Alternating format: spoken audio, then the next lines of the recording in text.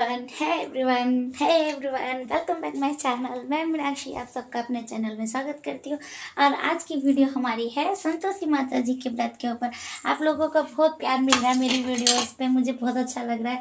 पर कोई कमेंट में बताओ यार कुछ गलत है। तो आज की वीडियो हमारी है संतोषी माता के ऊपर। और आज का दिन है शुक्रवार। तो आज हम कहानी सुनाने जा रहे हैं आपको संतोषी माता की। गाइस मुझे लगता है काफी लोगों ने सुन रखी होगी, पर फिर भी मैं सुना रही हूँ, तो प्लीज ध्यान से सुनिएगा। ओके। एक नगर रहता है, मतलब एक नदी रहती है, इस पार एक नगर रहता है, इस पार एक नगर रहता है। नाम मुझे याद नहीं, पर मैं फिर भी आपको कहानी सुना रही हूँ। गाइस गर्मी लग रही है तो ध्यान से सुनिएगा। संतोषी माता का व्रत करने में खट्टा की मनाही होती है, और तेल मसाला तो वैसे भी नहीं खाते हैं, खट्टा नहीं खाते हैं। मोस्ट इम्पोर्टेंट नींबू, टमाटर, आम, खटाई, जो भी खट्टे पदार्थ होते हैं, दही, छाछ, ये सब नहीं खाते हैं। तो इसी के अकॉर्डिंग ये हमारी कहानी है। तो दोस्तों, नदी के इस पार लड़के का घर था, नदी के उस पार लड़की का घर था। लड़की बहुत गरीब परिवार से थी, उसका नाम था सत्यवती, और लड़के का नाम था सत्यवान। ये दोनों ही संतोषी माता के बहुत बड़े भक्त होते हैं। तो लड़का जो है, उसके पिताजी नहीं होते, 4 भाई होते हैं। चारों भाइयों में वो सबसे छोटा होता है। माँ और बड़े भाई का लाडला होता है। बाकी 2 भाई उससे कुड़ते रहते हैं, क्योंकि कोई काम नहीं करता है घर में। खेत पहले के ज़माने में तो उतना नौकरी चाकरी कोई करता नहीं था, खेती या फिर व्यापार करता था अपना, इस नगर से उस नगर में। वो कुछ भी नहीं करता था, वो सिर्फ संतोषी माता की पूजा करता था, उनके भजन गाता था, और मंदिर में ही उसका समय ज़्यादा बीतता था। ऐसा उसकी 3 भाभीियों को भी रास नहीं आता था, और 2 भाइयों को भी रास नहीं आता था। इस रोज़, मतलब उसको रोज़ ऐसे ही उल्टा सीधा सुनने को मिलता था, पर वो हंस के बहुत बहुत ही खुश मिजाज था, टाल देता था सारी बातें। फिर एक दिन वो मंदिर में जाता है, वहाँ वो सत्यवती को देखता है, उसको उससे प्यार हो जाता है, और वो उनकी शादी हो जाती है। वो शादी करके अपनी बहू को ले आता है, अपने घर आते हैं। सब लोग बड़े धूमधाम से उनका स्वागत करते हैं। मतलब रजामंदी से शादी होती है। उसके बाद वो रोज़ वो उसकी वाइफ जो होती है सत्यवती, रोज़ देखती है घर में कि क्या होता है, क्योंकि वो कुछ करता नहीं है सत्यवान, कोई काम नहीं करता रहता है। तो फिर उसके बाद जो है, रोज ताने बोली सुन के उसकी बीवी घर में काम वाम भी करती है, पर कुछ कहती नहीं है किसी की, क्योंकि उसका पति कुछ कमाता नहीं तो क्या करे। पर वो बहुत ही श्रद्धा से माता जी का व्रत करते थे। ऐसा स्वर्ग लोक में 3 देवियों को पसंद नहीं आया।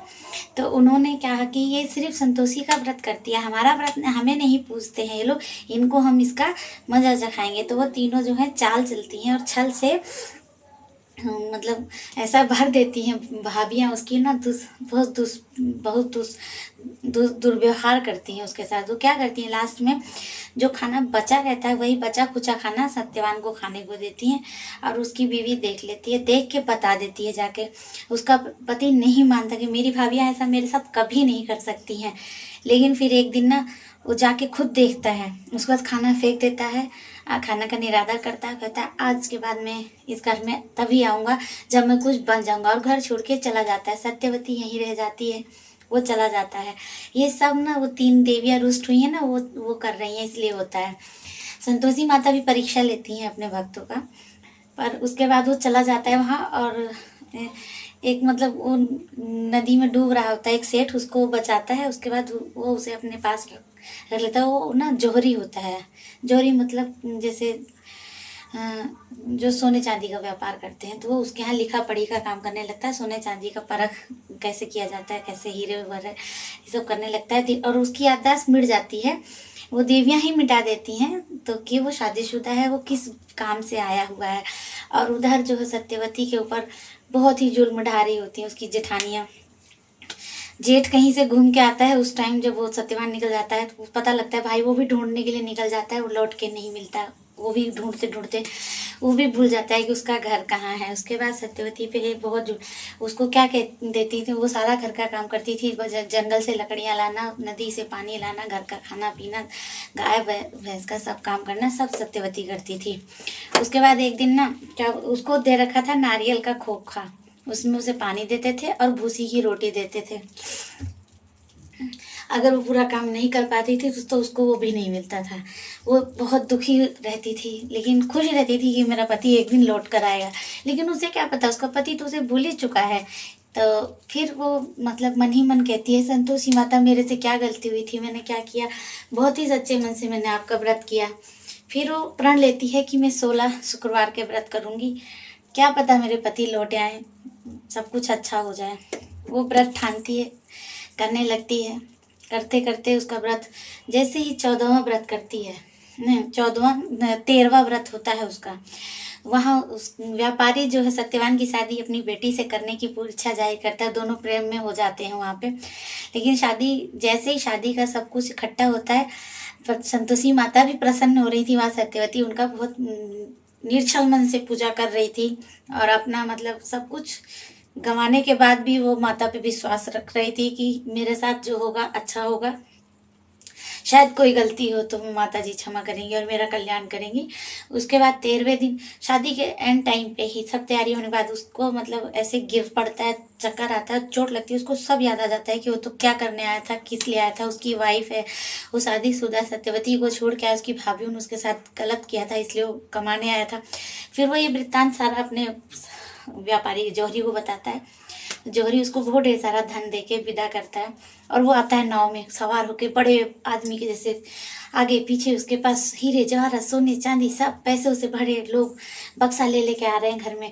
और आके माँ माँ पैर छूता है, भाभीयों के गले लगता है, सबको खूब स्नेह देता है, भतीजों के लिए सामान कपड़ा मिठाई फल सब लेकर आता है। खुशी हमारा चाचा है भाई, और कमा कर आया है। ये सब वो भूल चुका था कि मेरी भाभीयों ने मेरे साथ क्या किया था, मतलब वो सब भूल गया, पैसा कमा लिया था, समझ गया था कि सब इज्जत करेंगे अब। तो चाचा था और देवर था, छोटा था, तो अपनी भाभीयों को माँ के बराबर मानता था। तो उनको भी उसने कभी नहीं कहा कि आपने मेरे साथ ऐसा किया वैसा किया, आके वो बहुत खुश था।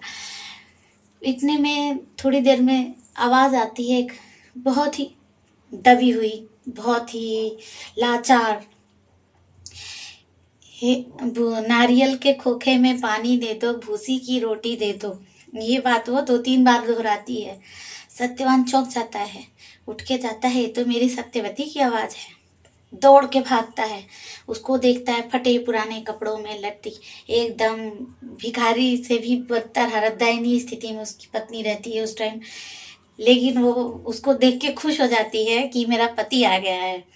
और उसके बाद उनके पैर छूती है वो दोनों। फिर वो बोलता है, मैंने ये नहीं सोचा था कि भैया भाभी मेरे बीवी मेरे पीठ पीछे भाभी मेरी पत्नी को इतना परेशान करेंगी। अब हम यहाँ नहीं रहेंगे, हम अलग घर बनाएंगे। मैं इतने जेवरात, इतने सोने चांदी सब लेके आया हूँ।